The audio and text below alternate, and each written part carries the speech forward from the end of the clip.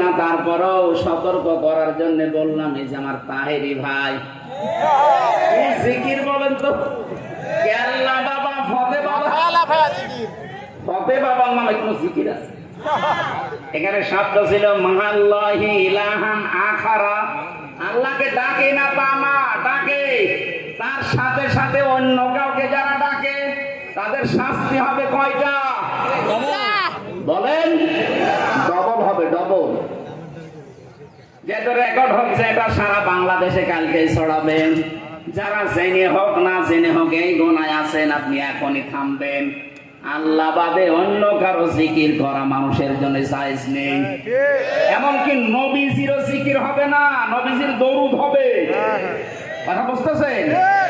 যেখানে নবীজির জিকির করা জায়েজ নাই, কিসের কেল্লা বাবা, কিসের ফতে বাবা? আজকে থেকে সতর্ক হবে।